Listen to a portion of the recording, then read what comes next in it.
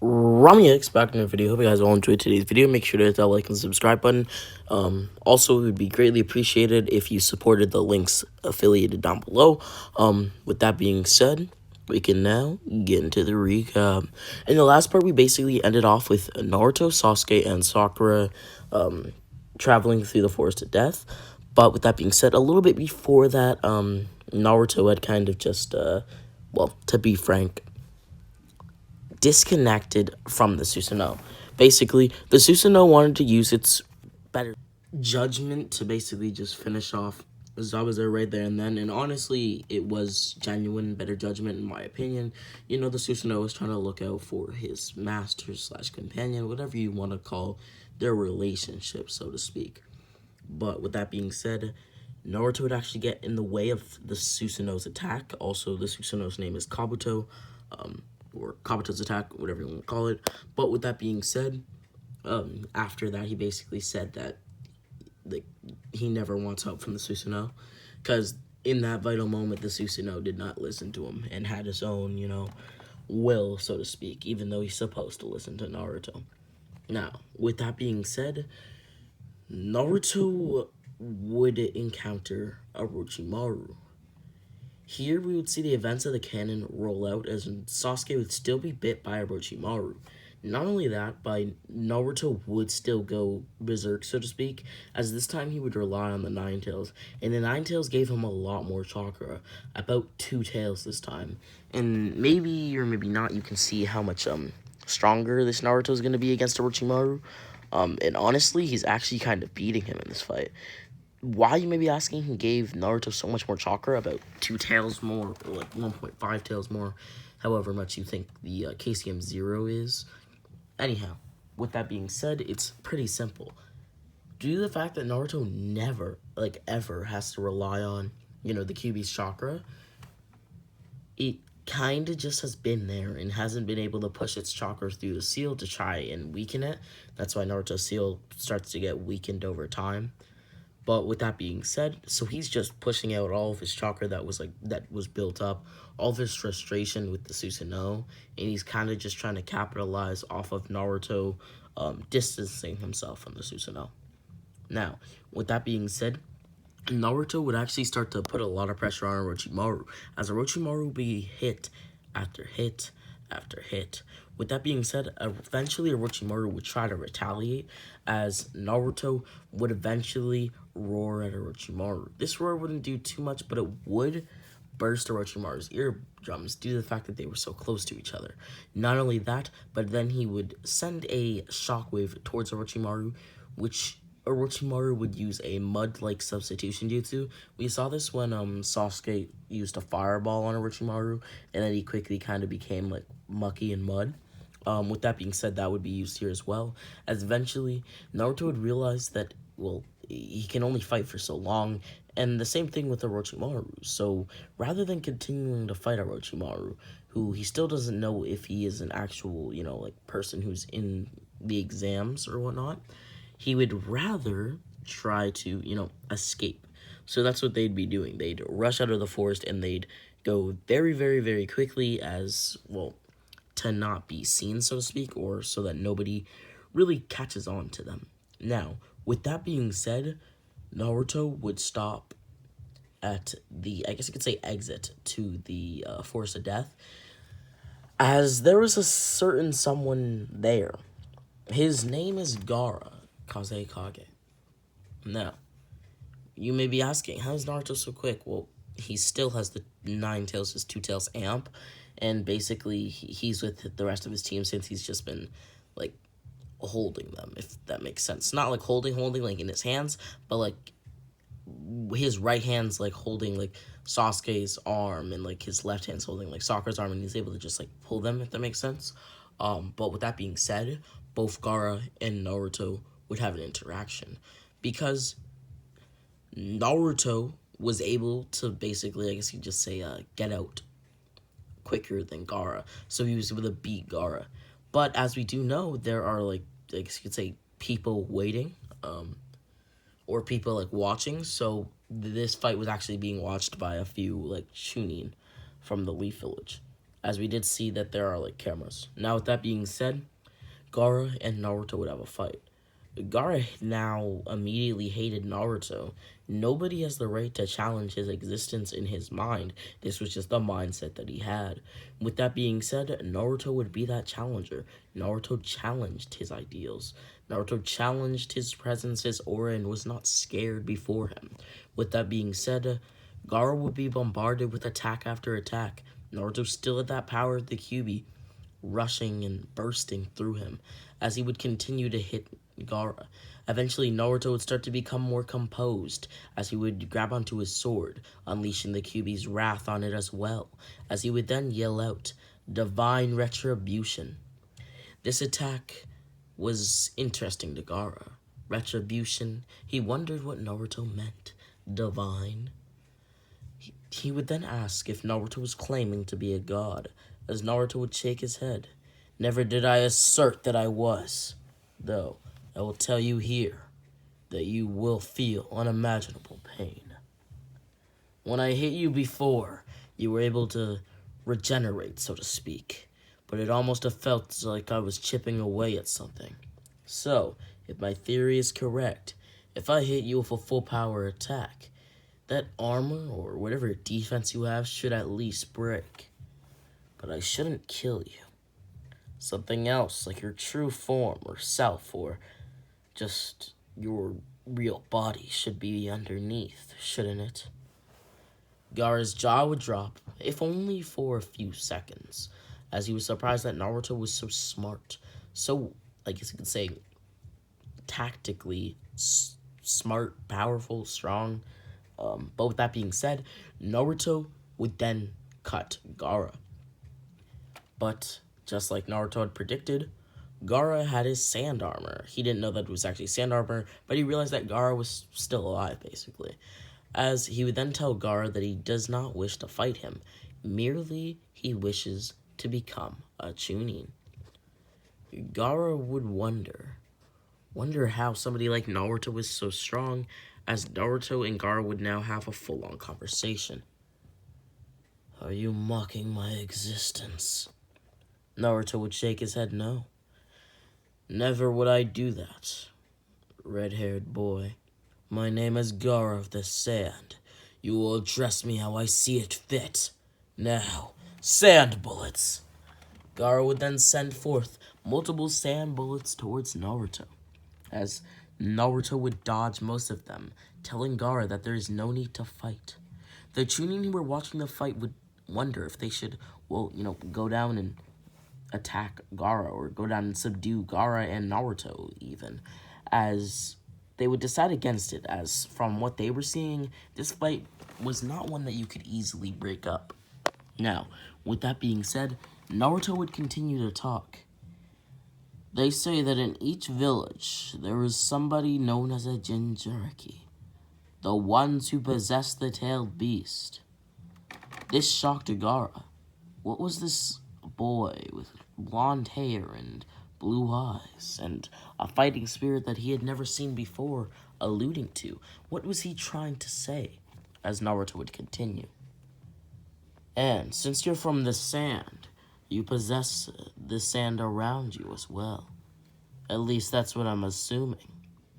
Also, your two comrades, the one who's clearly a puppet master, and the other who wields a weapon most likely tied to wind or fire release, they both have the sand headbands. So would it be, well, let's just say, not too far-fetched for me to imagine that either the puppeteer, the girl who wields a weapon that either releases wind or fire, or you is the Jinchuriki of the sand? Because it seems to be a logical conclusion that one would, start to imagine, especially if they knew the origins of the tailed beast." "Are you saying that you possess a tailed beast?" "No, I never even hinted at it. But let me ask you something. Since you don't look how I thought tailed beast looked like when they used their tailed beast as power, what do you think they should look like?" An ominous red aura such as mine. Gaara's eyes would widen, as they would not change. Similar to before, that was a little bit of a foreshadowing on my part. I don't know if you caught that. But before, Gaara's jaw had dropped, but then he quickly, moved his jaw.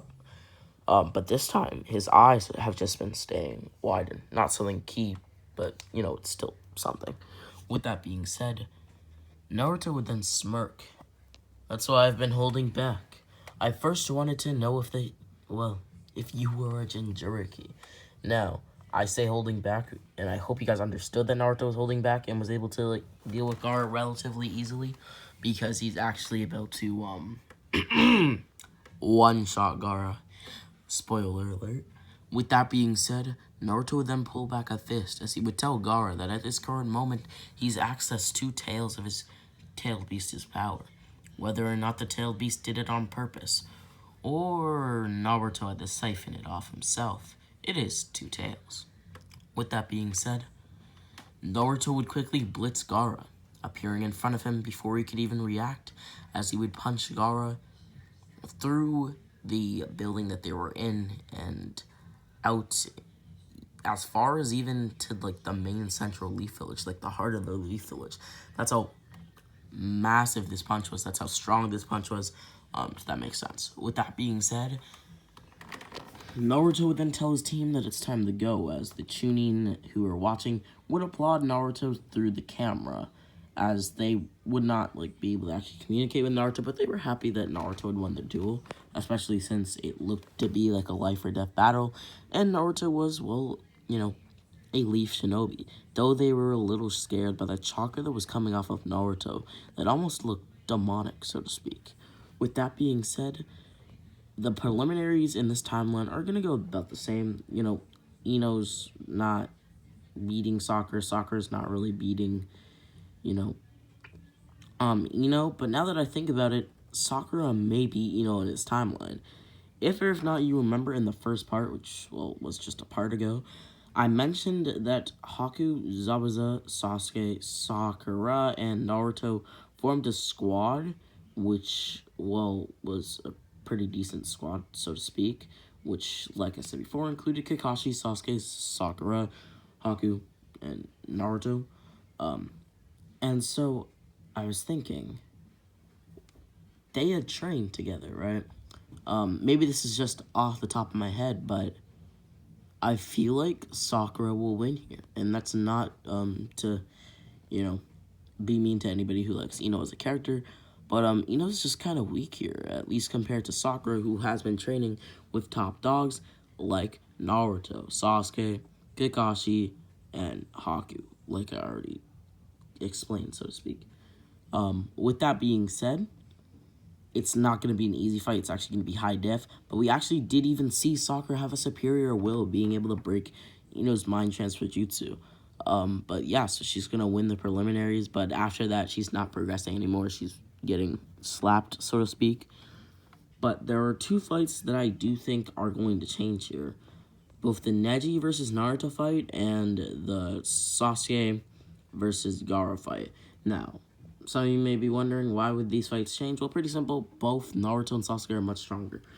But the Naruto versus Gaara, or Naruto versus Neji, my bad, fight is not going to change that much. It's not going to change that drastically. Just Naruto, rather than, surprise attacking Neji, is actually just going to beat him, and also without the Kyuubi's chakra. That's how powerful this Naruto is, currently at least. And Sasuke would have relatively the same fight with Gaara, though he would finish it off much quicker, as he has much more chakra and can do things much quicker. He can perform jutsu signs much quicker, and things of the sort. With that being said, we would then see the Feather Illusion Jutsu cast on the arena or on the Chunin exams, as everybody would just start to pass out, similar to somebody from One Piece and their Conqueror's Haki. I made that reference, but maybe it's just me, but One Piece is my favorite anime. Personal opinion, no disrespect to anybody else. This video isn't about that. But with that being said, a team would still, I guess you could say, be formed. But since that original team was formed to go after Gaara and the Sand Trio, Rather than that, this team would be formed to save Hiruzen, as they would realize that Hiruzen was like being trapped by Orochimaru and stuff. So basically, this team would take on the Sound Four, and most of the matches would actually be the people who were originally taking on the Sound Four, which is quite interesting now that I think about it. With that being said, again though, Naruto is much more powerful here. So he's actually able to get through the ray barrier, and he's much faster, so he's able to do it before all the others. And basically, he's the only one who's actually able to get through, as well as Sasuke. Sasuke and Naruto would hide, though. They did not know what was happening, and at this current moment, Hashirama had just launched like a massive wood-style jutsu, with Tobirama launching like a water-style jutsu. As that's how far this fight has already, I guess you could say, happened, or how far it already is along in the timeline, if you will. But with that being said, Naruto and Sasuke would eventually attack Orochimaru when they saw Hiruzen being pressed by both Tobirama and Hashirama. First off, Sasuke would be taking on Tobirama, and, well, Naruto would be taking on Hashirama, which is kind of interesting because, well, Tobirama hates Uchihas, and Hashirama loves them. Interesting, like I said before. And, they kind of both hate Uchihas because, well, Sasuke hates Itachi, and Naruto, well, kind of likes Uchihas, you could say, because, well, Naruto likes Sasuke. Not like that, but, like, they're friends, if you know what I mean. With that being said, Naruto and Sasuke would actually do quite well here. I do see Naruto being able to take on his fight much easier, especially with the aided help of the Nine Tails, as you'll notice a recurring theme here, that the Nine Tails is giving Naruto, like, a lot of chakra. Like I said before, that's because he's trying to weaken the seal, and it's been so long, he's, like, never been able to actually push anything out. He didn't get out versus Haku, and stuff like that, right? He wasn't even able to get out versus Neji. With that being said, Naruto would defeat Hiruzen and would eventually, or not Hiruzen, my bad, I don't know. Yeah, I need some more sleep. But with that being said, he would defeat Hashirama and would then aid Sasuke in defeating Tobirama. This would cause it to then be a 3v1, right? So basically, Hiruzen, Naruto, who I'd consider Kage level at this point, like, honestly, he defeated Gaara. That's just, easy Kage level. At least low Kage level, maybe mid. But with that being said, also Sasuke, who I'd say is, like, maybe mid to high Chunin level, as he was able to break Gaara's defenses and things of the sort. Those defenses were already innately weakened due to his fight with Naruto. But he did in the canon too, so take that as you will. With that being said, we would then have Orochimaru defeated. I just don't see any way that Orochimaru is still, like, winning this. It just doesn't really come across to me like that, like how he's even gonna stand a chance, right? So basically, after this, eventually the Leaf would kind of be able to, I guess you'd say, repiece itself together, just like it had in canon, but much faster. The Hokage is not dead in this timeline, so it kind of creates a alternate timeline where the Leaf is much stronger and is able to heal quicker, so to speak.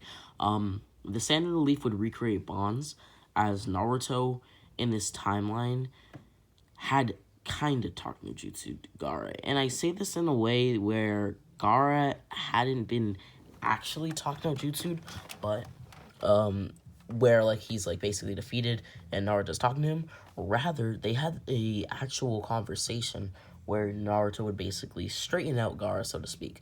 But even though, even if they didn't, like, have this conversation, I still think Gaara would be good again, due to the fact that Naruto just kind of wrecked him and he suffered a semi-loss against Sasuke. Like, he's just been getting defeated after defeat, so he realizes that he's just not this, like, monster of power. Not everybody just tries to kill you. They will spare you sometimes. You should spare other people, that kind of thing. And he kind of creates his own ninja way, so to speak. But Naruto basically heavily influenced that will slash ninja way slash whatever you want to call it. With that being said, I think this may be where I'm gonna end off the part. This is about part 2 of What is Naruto the Susano. Please check out the affiliated links down below. And with that being said, Rami X? Oh,